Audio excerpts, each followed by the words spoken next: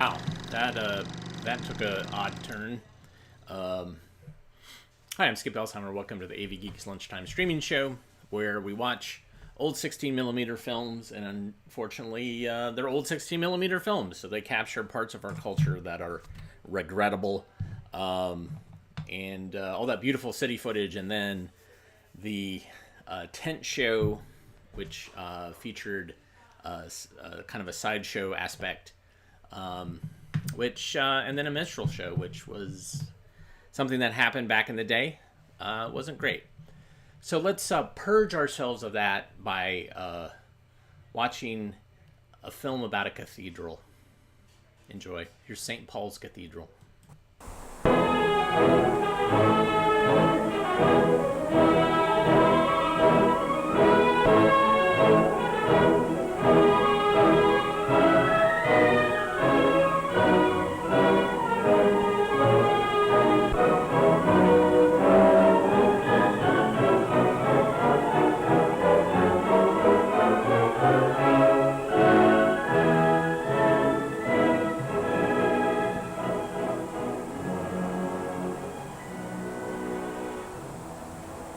For more than 1,300 years, a cathedral church dedicated to St. Paul, the apostle to the Gentiles, has stood upon the summit of Ludgate Hill, the highest point in the whole of the great city of London.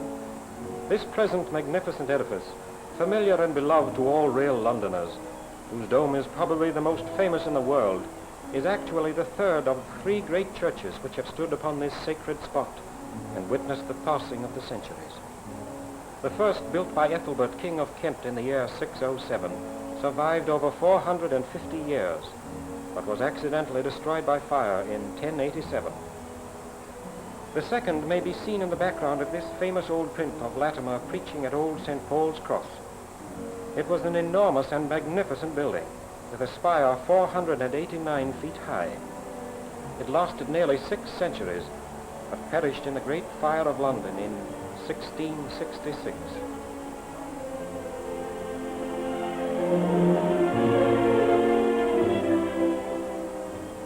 The rebuilding of St. Paul's as we know it today was begun in 1675, taking 35 years to complete.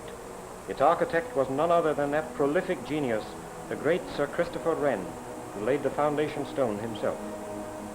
Of all great English cathedrals, none is so difficult of access on the outside, from the camera's point of view, as St. Paul's. From the bottom of Ludgate Hill, it is almost invisible, with the exception of the famous dome, so submerged has it become in the sea of shops, banks, and newspaper offices that represent our modern commerce. It is the dome we glimpse again as we peer down Watling Street, our tiny Cannon Alley.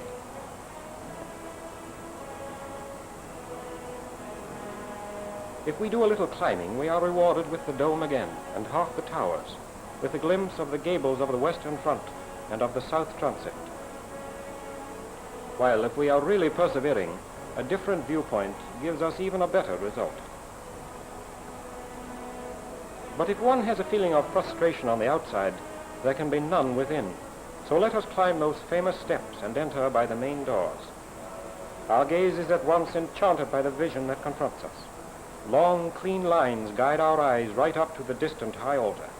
The nave in which we stand consists of 4 bays on either side, and high above the arches runs a cornice.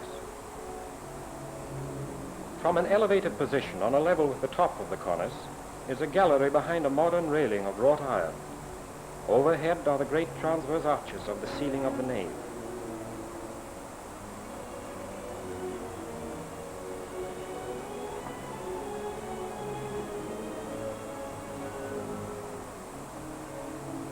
Moving directly eastward towards the choir, we come to Sir Christopher Wren's architectural miracle, the great central dome.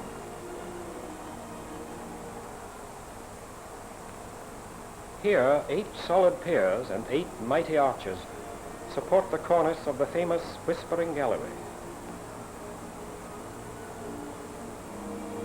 Let us take a sweep up to the lofty circular heights above us, where in greater detail is that curious and mysterious architectural accident, the Whispering Gallery, where the softest whisper makes its circuit of the dome and returns to the ear of the speaker.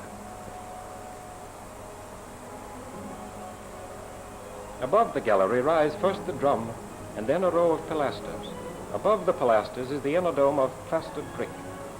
And then, almost as though he considered this just child's play, Wren completed his tour de force by adding a cone of brick, supporting a stone lantern, and ending in a gilded ball and cross. The whole gigantic burden resting finally and miraculously upon the 8 solid piers. Here let us pause a moment and consider the superb beauty of the dome area. The space and vastness are things at which to marvel and stand in awe. And now, moving eastward again, we arrive at the choir and high altar.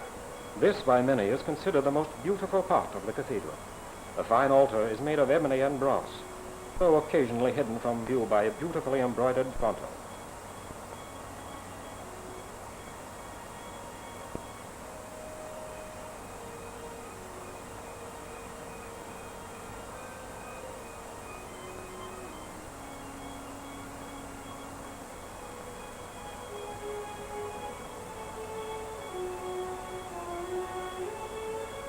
The great bronze candlesticks are reproductions from originals said to have been formerly in old St. Paul's. To the northwest of the choir is a portion of the organ case, and directly beneath it, the stalls of the Archdeacon of London and other canons. To the right of the high altar, and at the end of the south choir stalls, is the bishop's throne, magnificently carved and surmounted by a mitre. Before leaving this part of the cathedral,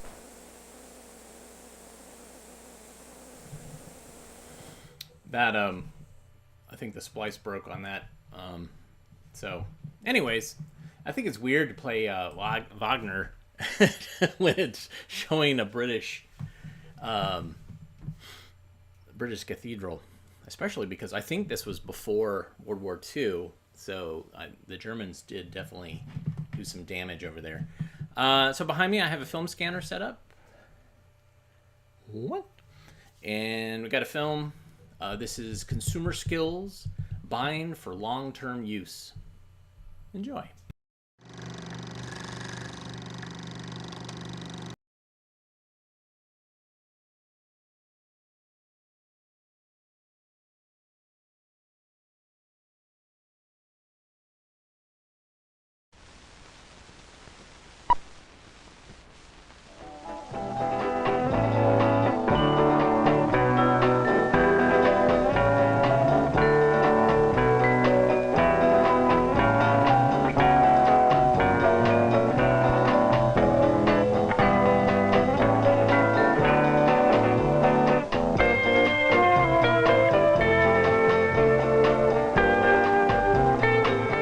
Is there a particular way to make a long-term purchase?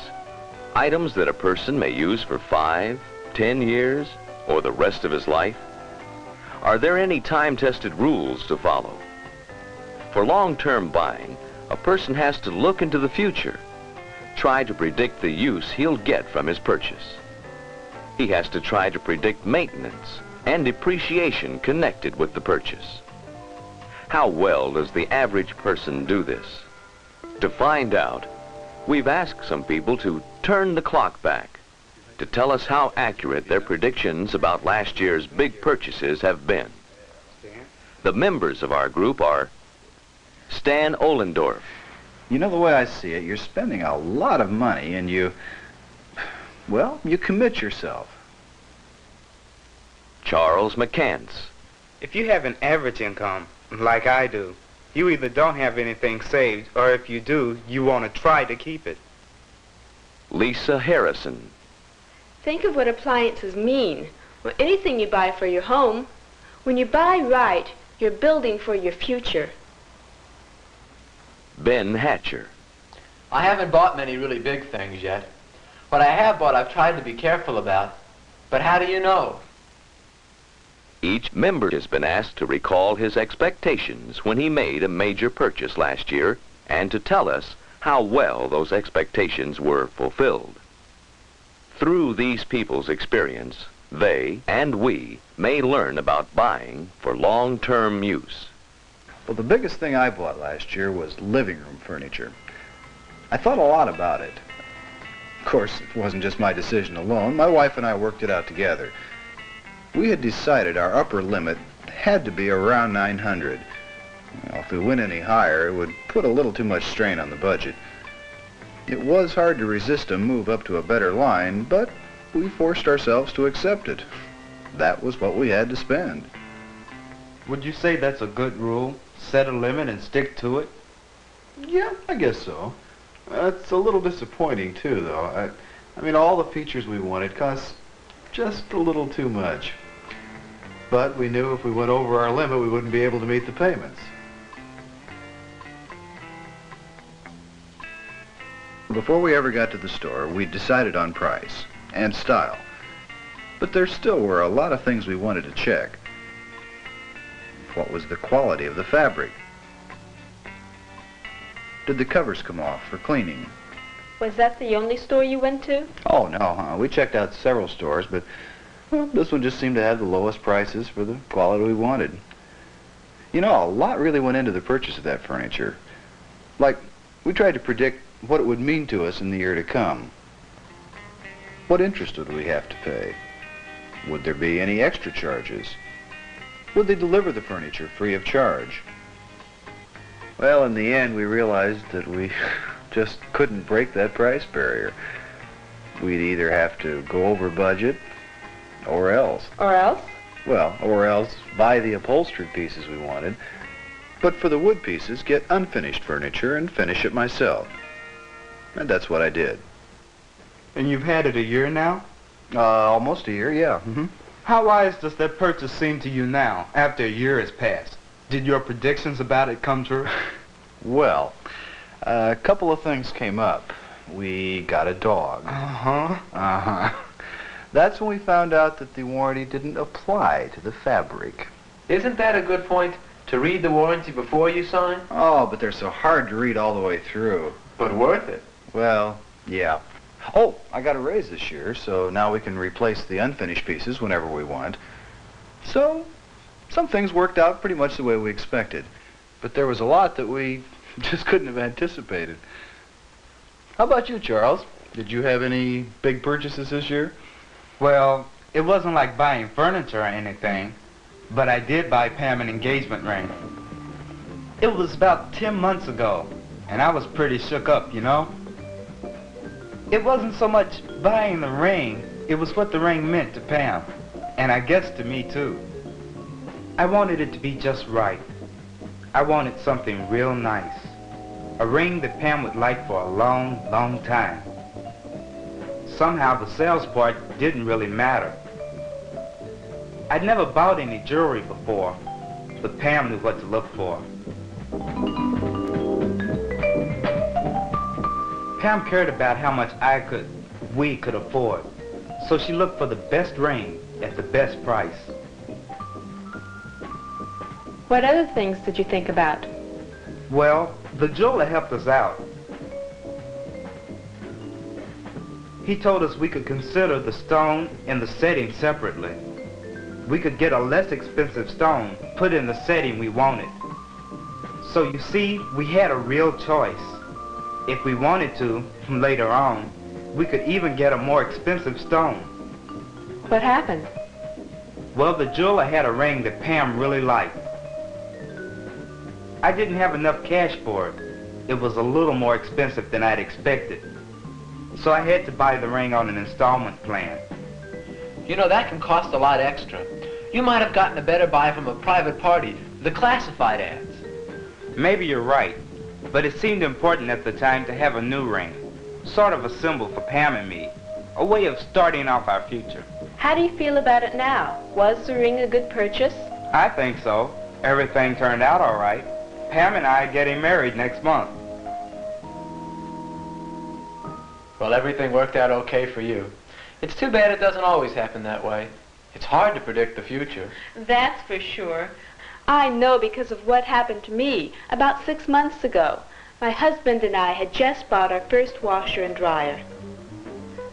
We planned on renting a new house with space enough for them, and we had worked out how much they'd save us over the cost of using a laundromat. Well, at the last minute, the lease fell through, so now they're stored over in my folks' basement. Now there's a point for you. Base your predictions on solid facts. Don't buy unless you're sure you can make use of a purchase. But it's really okay. You'll be able to use it later. Sure, that's right. What I'm really more interested in is what were the standards you used to pick that washer? Well, before I went to the store, I read consumer publications. They compared the different manufacturers' products. I found feature-for-feature ratings. I learned about models, features, and prices. With that kind of information, I felt ready to go shopping.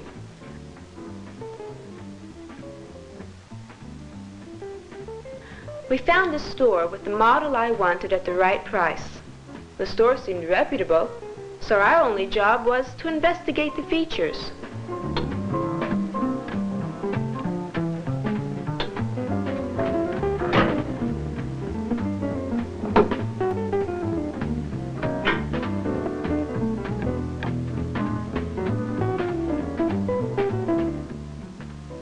Oh yes, Stan, we got caught once like you did. So we read the guarantee and talked to the salesman about it before we signed.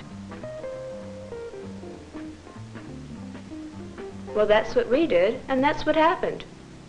I can't imagine any way to get a better deal on an appliance, except to buy second-hand. Well, if you're going to buy second-hand, you really have to know your product. Personally, I'd rather check out the discount stores. Of course, you have to be sure they're reliable. Aren't there some kind of labels on appliances? Seals or something? Yes, you can look for seals of approval that you respect. And you should try to time your purchases. You may not always be right about the timing, but you do the best you can. You wait for a sale, a bargain, or a special price. You buy when you can afford it. Sure, when you get a raise. I got a raise last year, and I made a big purchase. It was my first job and my first raise, and I bought something I'd wanted for a long time, a stereo hi-fi outfit. I love music, and I wanted to get the best I could. I've just got a little room, so I should have gotten small speakers. But like I said, I love music, so I got big ones. I guess I should have looked ahead, predicted how they'd fit in my room. Well, anyway, the salesman and I went over everything I could think of. Frequency and bass response, inputs, outputs, tape decks, quadrasonic, 8-track, you name it. In the end, I had to admit the salesman knew more about stereos than I did. He was an expert, and I should have listened to him, especially about those speakers.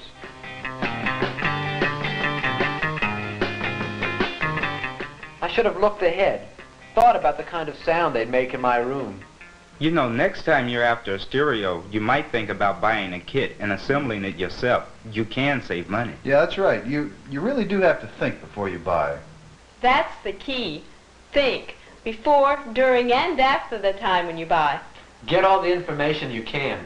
Don't rush into it. Know something about the market for the item you're buying. What did it sell for last year?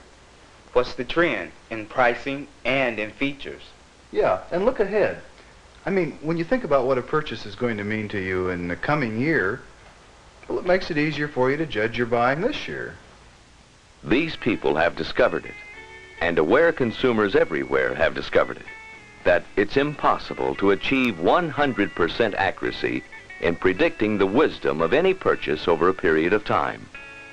Yet, in buying for long-term use, a person is obligated to investigate, to think, to attempt to predict the future.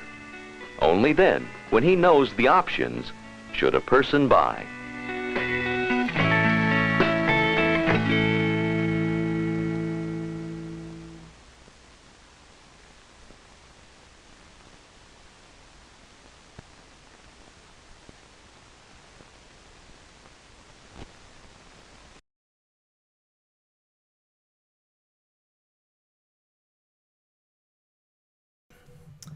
Man, big fan of that.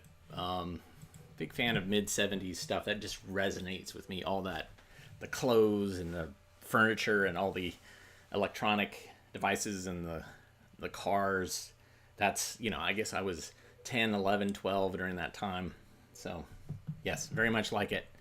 All right, let's zoom ahead, catapult ahead to the 80s, maybe 90s on this. This is a kinescope, so this was shot and edited on video, then it was bounced to film. So here is Healthwise, Hello Hospital. Enjoy.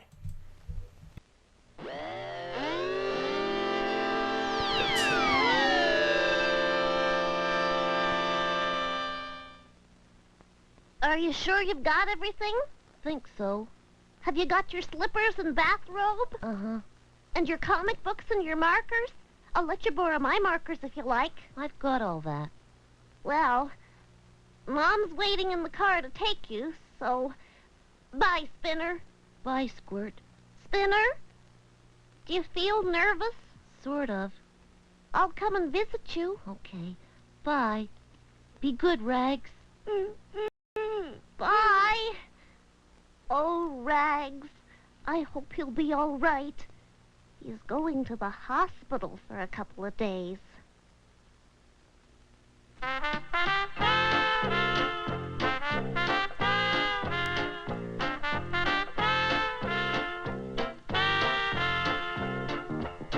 When you think of how you're growing, it should come as no surprise.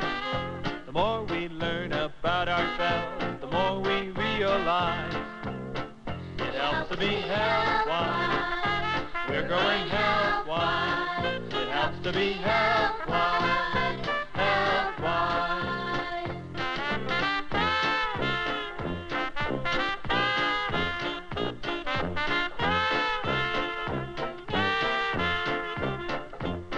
There's lots of folks who'll help us grow. We'll help ourselves because we know if we're happy and healthy too, our bodies will do what we want them to.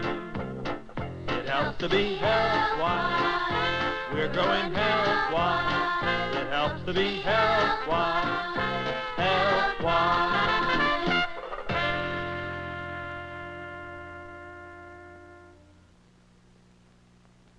Hi, Squirt. Spinner, you've had those special tests. What happened? Well, yesterday they had me pretty busy. They were doing tests called X-rays. Most of the time I just had to lie in bed, either being wheeled around or waiting for other tests. What's it like to be in hospital, Spinner? I've never been in a hospital. It's different. Kind of interesting, 'cause there's so many new things to get used to. But there's lots of kids to talk to and play with. And then there's nurses. They're nice. They want to make sure you get better fast, so they take your temperature a lot. Listen, it's time for me to take your temperature, okay? You ready? Can you stop drying for a minute? Keep it under your tongue. Okay, close your lips. There's one for you. And you get one too. Okay. Different kids go to hospital for different reasons. I got to know a girl called Tammy who came here for an operation. Okay. There you go. Take your temperature and your pulse. Lift up. That girl. Okay, close your lips. Not your teeth now. Don't bite. Okay, and I'll take your... Just relax your hand. Okay? The nurse told Tammy and me that taking your pulse and your temperature are tests that everybody has to have. That tells them how fast your heart is beating and if you have a fever or not. Okay, and yours, Dwayne? There. Ah, great. You don't have any temperature. What else did they do? All sorts of things. I had a urine test. A what? Oh, Squirt. I had to pee into a bottle. What did they want your pee for? Just tests. What mark did you get? Not that kind of a test. They took a sample of my blood, too. I didn't like the needle much, but it only took a moment. And they didn't mind when I said, ouch. Then they sent the sample down to a place called the laboratory, where there are people and machines to examine it. They can find out a whole lot of things about you from your blood. Do you know they've even got computers in there? Computers? Wow! They must think you're very important. You betcha. They really look after you in hospital. Tell me about what happened to Tammy. She had to have an x-ray, too. Hey, Tammy, now we need you nice and straight for your picture. Your arms like so. Good. You mustn't move at all during the picture, okay? Otherwise it might be blurry and I'll have to do it again. Now the camera's going to make a really loud noise, but don't worry about that. And I'm going to ask you to hold your breath when I take it, okay? I'll tell you in just a minute. Okay, now Tammy, hold your breath. Don't breathe.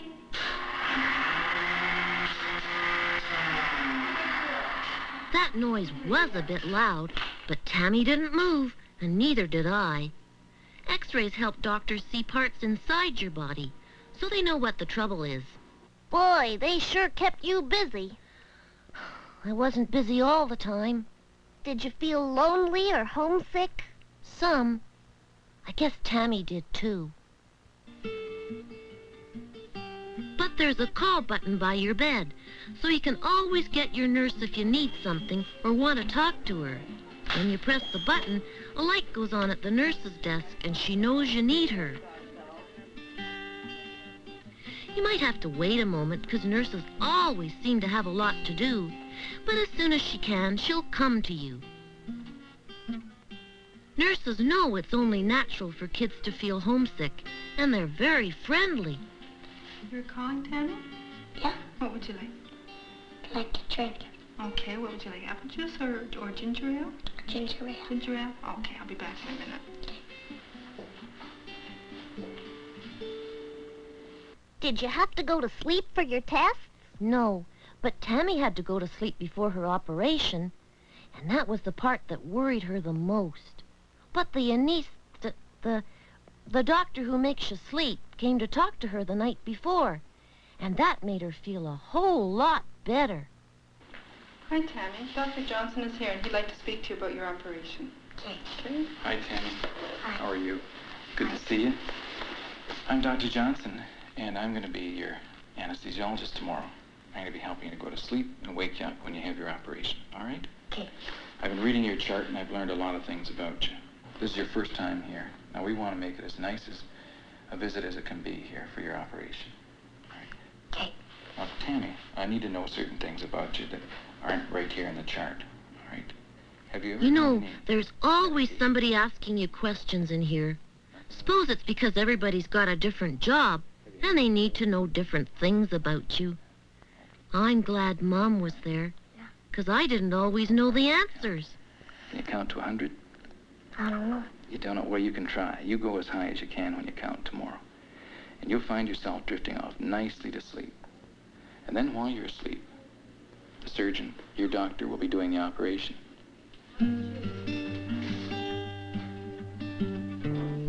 The next day, when the surgeon was ready, Tammy was wheeled down a hall to the operating room.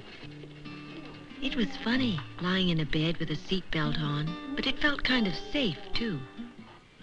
They gave Tammy a cap to cover her hair, because everything inside has to be kept extra clean.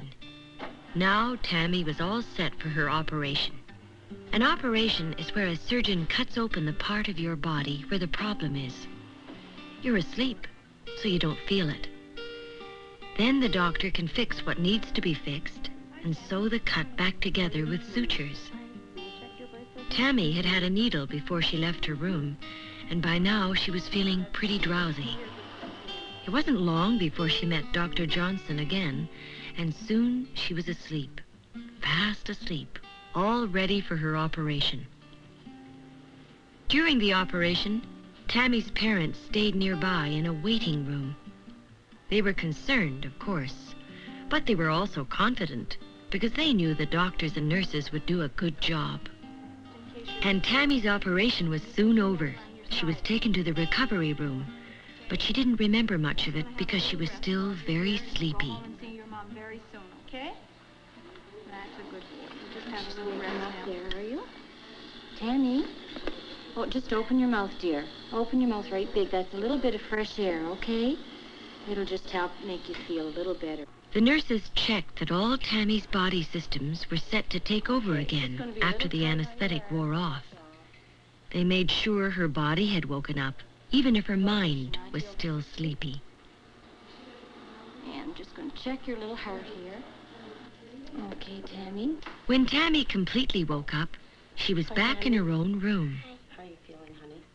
At first, Tammy felt kind of foggy and sore, Hi, Miss Cook. Hi, just come in and check the Great.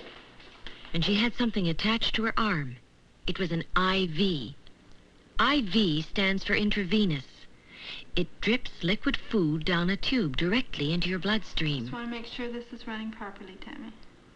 Tammy needed the IV because her stomach was still asleep and not ready to digest food normally. Sometimes she took medicine this way, too. You seem to be getting along fine. And look at all the cards you got. Yeah, it's great. I've had lots of visitors, too. So has Tammy. And every time someone comes, we show them around the hospital. And when you don't have visitors, you can go to the playroom with the other kids.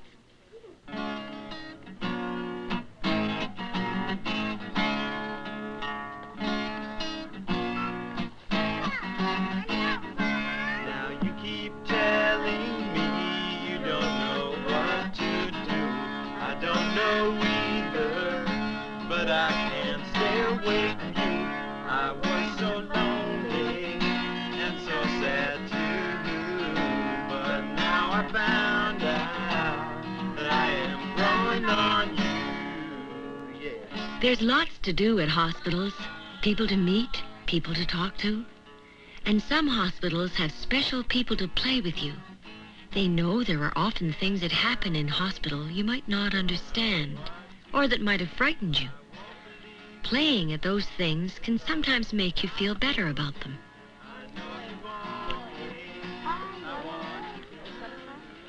There are other parts of the hospital where you can play, too. They have toys, crayons, puzzles. Some even have things like sandboxes. There's so much to do.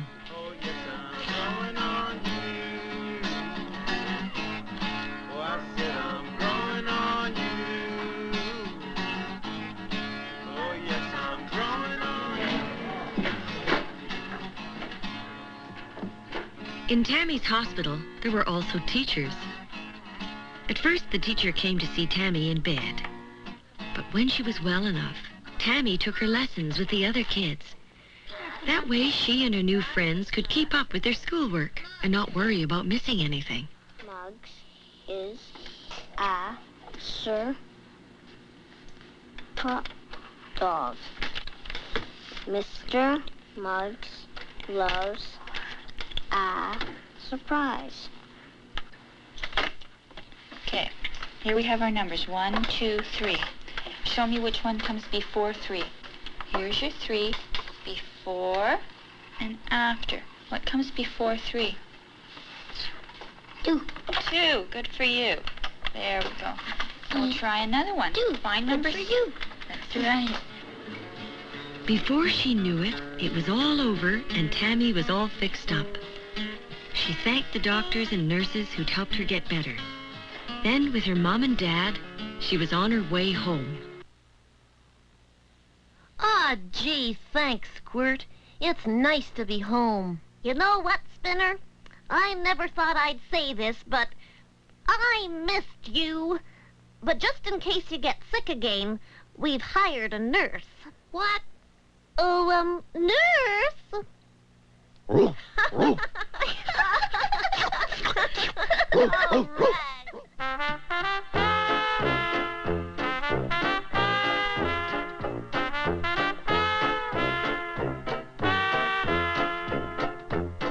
When you think of how you're growing, it should come as no surprise. The more we learn about ourselves, the more we realize. It helps to be health-wise. We're growing health-wise. It helps to be health-wise. Health-wise.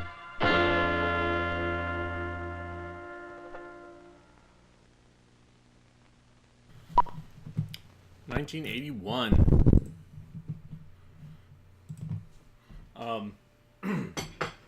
Put down my salad. I don't know, was that song that the guy was playing on guitar, was that a toe tapper? I mean, the intro is, we have it on our toe tapper list, which we might start the tournament tomorrow. Tomorrow is also the 800th episode.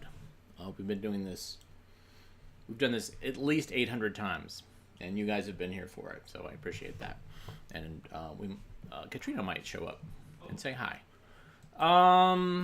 Which direction do I want to go?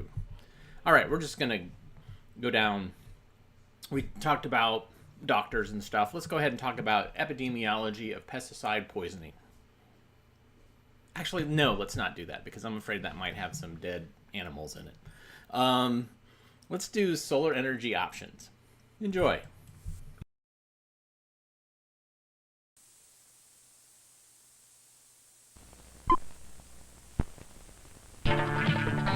Lynchburg Foundry proudly brings you this issue of the Science Screen Report. The nation's leading independent foundry has been a growing part of the Lynchburg community since 1896. We manufacture quality engineered castings using 2800-degree molten iron and automated equipment to shape intricate parts. Chemical and physical analysis form the backbone of Lynchburg's quality control program. Precision castings are used in a variety of industrial and consumer products.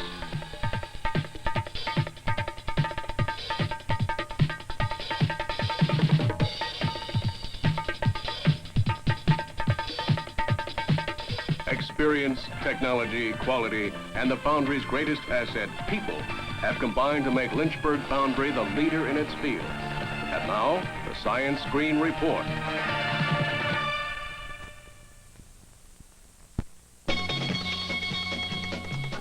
The Science Screen Report, bringing you each month the latest in science, engineering, and medicine, made to help solve the problems of modern life.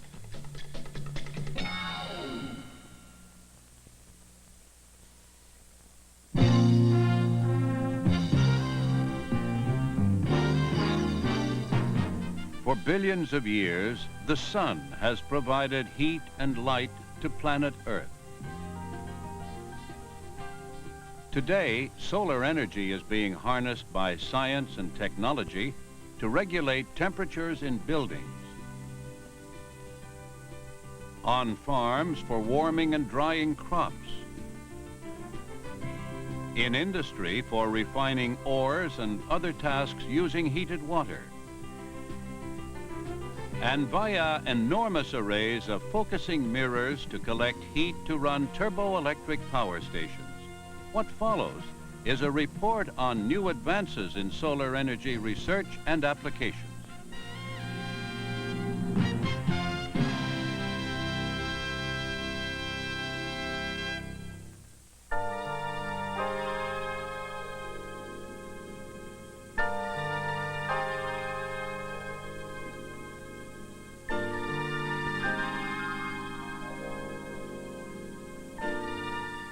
In recent years, scientists and engineers have begun to apply the sun's potential to solve the energy problems of our planet. At the Solar Energy Applications Laboratory at Colorado State University, solar heating, cooling, and air conditioning systems are under development. To test and compare these systems, 3 residential structures were built on campus. One house has an all-air solar system. This all-air system functions in several ways.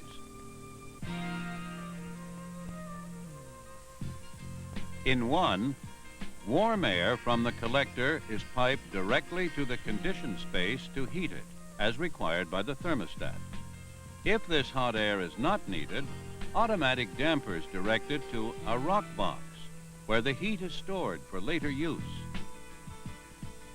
When the thermostat calls for more warmth, the stored heat is moved from the rock box to the conditioned space by circulating air through the heated rocks. If there is not enough hot air, a conventional system goes on automatically.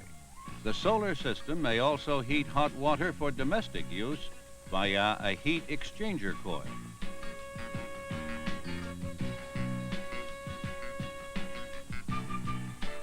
In the first test house, the all-air system is also used for cooling.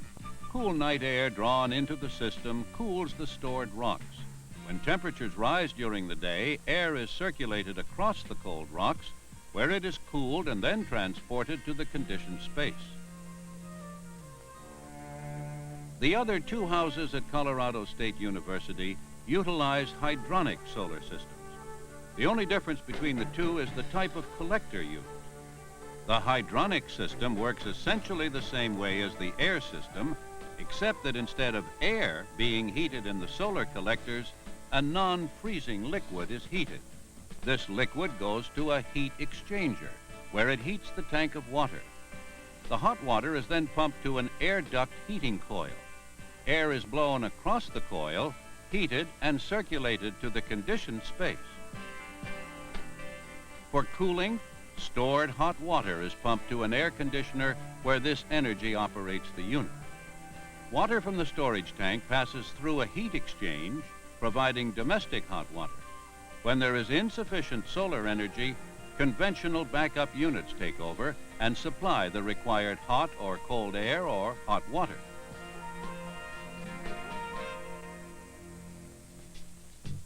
Modern industry's belief in and support of solar power research is exemplified by the new sheet metal trade school in Detroit, Michigan. The building includes both solar space heating and domestic hot water systems, so to both teach apprentices about solar systems and provide new knowledge on how to apply them more efficiently.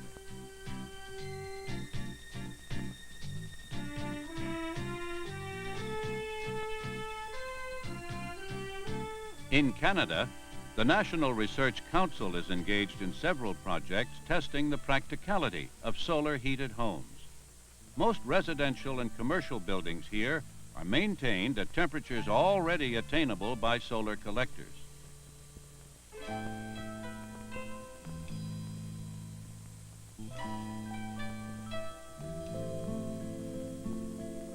Farming also takes energy, and researchers are already improving food and fiber production by applying solar energy to aspects of agriculture.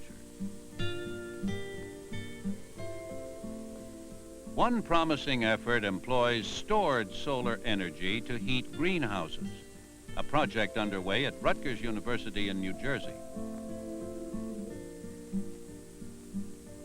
The water is first warmed in this plastic container, then flows by gravity back to the greenhouse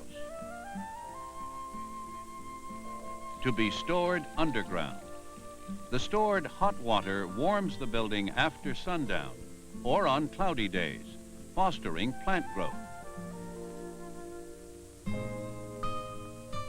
At night, curtains are drawn around the plants, reducing the rate of heat loss.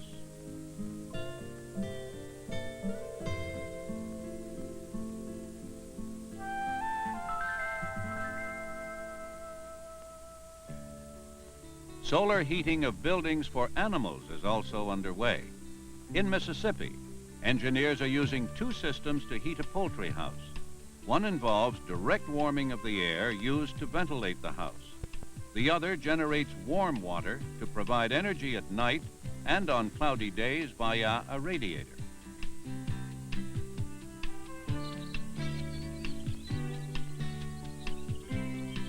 A plastic duct with holes in it distributes the heated air.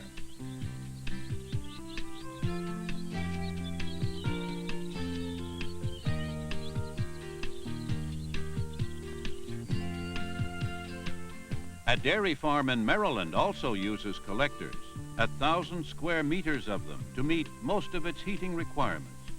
The heated water may be used at once for sanitation and temperature control, or can be stored in an underground silo.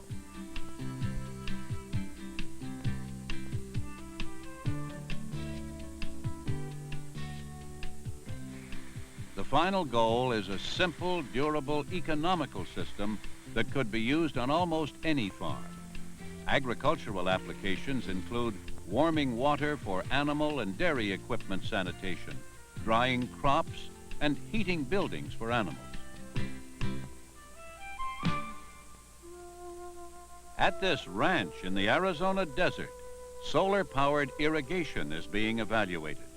9 banks of solar collectors follow the sun as it moves across the sky.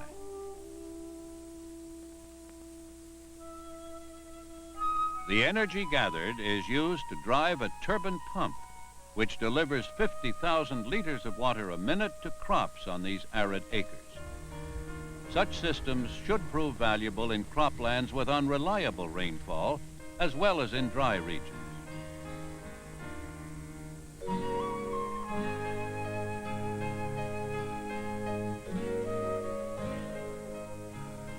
One of the most promising applications of solar energy is the use of sun-warmed hot water in industry to refine minerals, purify chemicals, or in other processes. Recently, a major study of trapping and collecting solar heat using shallow solar ponds filled with water was begun at Lawrence Livermore Laboratory in California. The first step was to assess various alternate designs.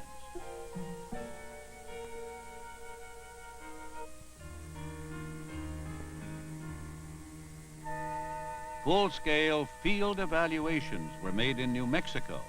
An abundance of sunshine, a dry climate, and flat topography provided ideal test conditions.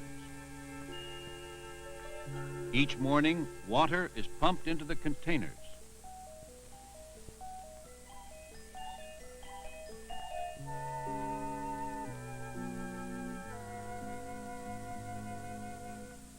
Solar heat penetrates the cover and is absorbed.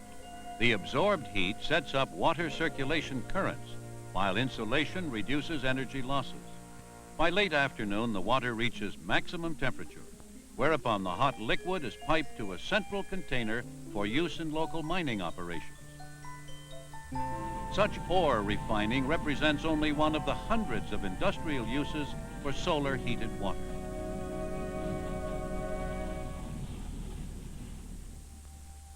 Data on the water temperatures, including temperature and evaporation changes, is collected by sensors and recorded in these trailers. 10% of world energy consumption is for heating below 100 degrees Celsius. In the future, major industrial complexes may be completely supplied with energy by such solar heat collectors.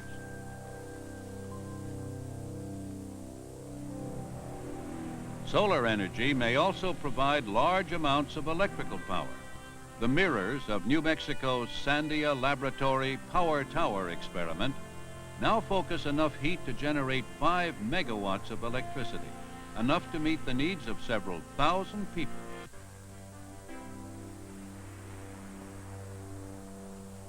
The New Mexico experiment is a forerunner of a 10 megawatt solar electric power plant being built in California. 1,900 computer-controlled mirrors will collect enough solar heat to provide electricity for a small town.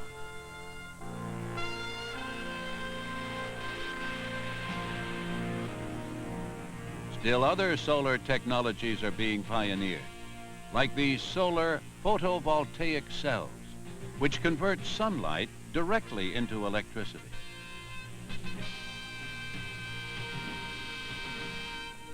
At Sandia Laboratory, a new test facility is being used to develop more effective photovoltaic cell systems.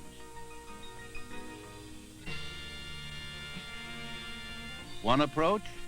Plastic lenses that focus more sun power onto each individual cell.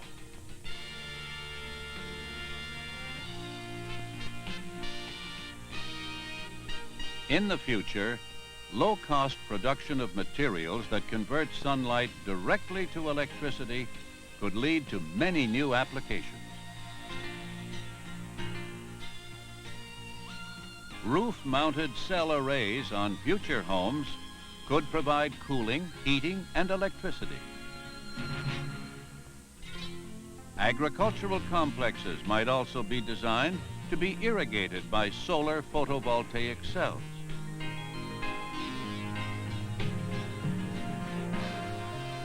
While very large amounts of electrical power could be produced using huge banks of solar cells. Together, these and other solar energy research projects are finding new ways to use the power of the sun to help solve problems on Earth.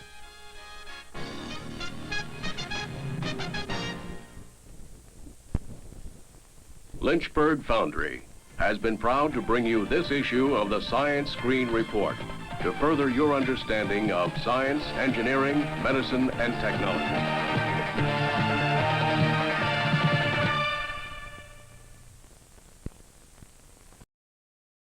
There's some great music there.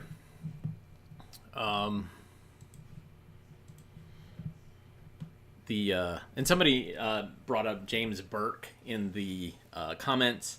I actually have some connections and some Daily Universe Changed episodes on film, but I dare not show them because BBC will bring the hammer down. They've brought it down before when I've shown stuff, and so I dare not show that. But thanks for tuning in today. Very much appreciated. If you like what you saw, or at least were kind of intrigued by it, you can hit the thumbs up button, the like button.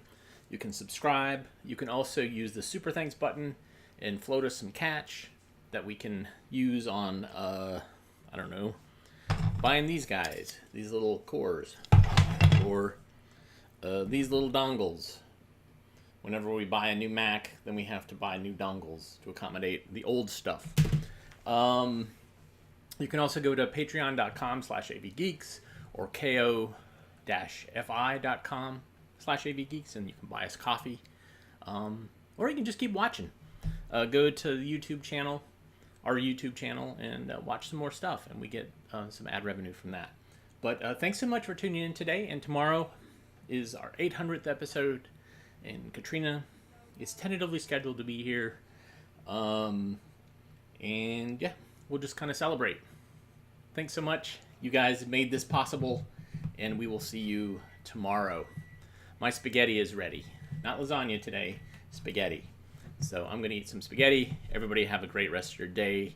As always, take care. We love you. Bye-bye.